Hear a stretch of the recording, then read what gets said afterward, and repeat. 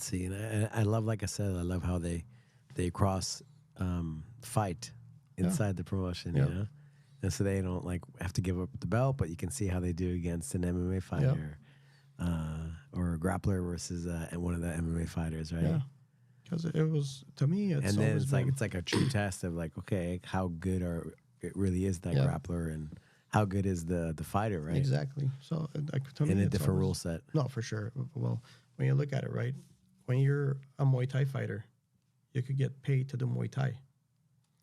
But as a grappler, in the past, there was like people didn't want to see you grapple. Right, They didn't want to pay you to see you grapple. Right. So if you're a striker, you know, you get compensated to do what you do.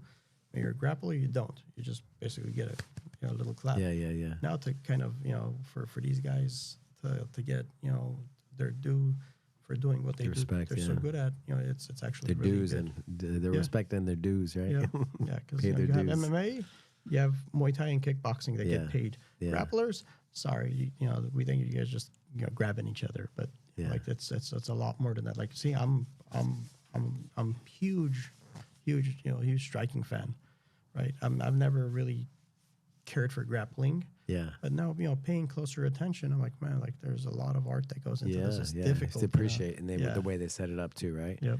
With some of the guys that they bring over as well. Yeah, like I mean, with grappling, is like you're playing chess. You're like, you know, you gotta think like 6 steps ahead to get to your anaconda choke, but it starts with a little, you know, like arm tug. Yeah.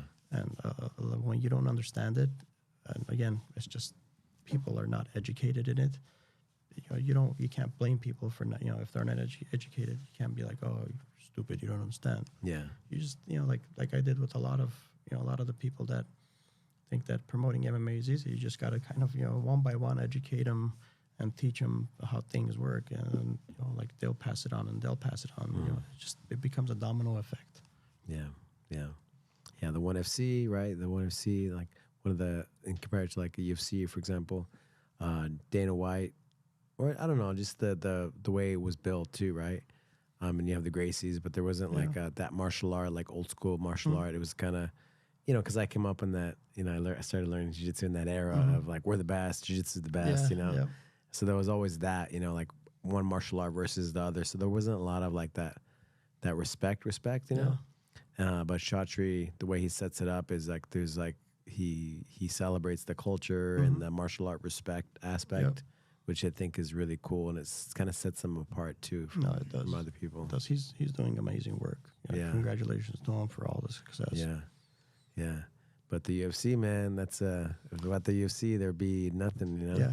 If they wouldn't, Dana White wouldn't have toughed it out, and the Fertitta brothers and the Ultimate Fighter and Stefan Bonner and Forrest Griffin with that fight that they had, Ultimate Fighter, right? Yeah, I mean, again, anybody that talks MMA is gonna.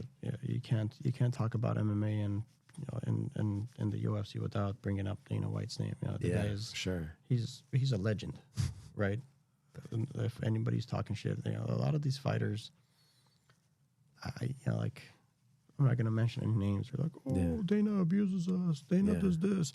I'm like, listen, without Dana, you'll be either changing a tire, flipping a burger, or, you know, doing something that doesn't matter. Dana gave you an opportunity. Dana gave you an opportunity to do what you do.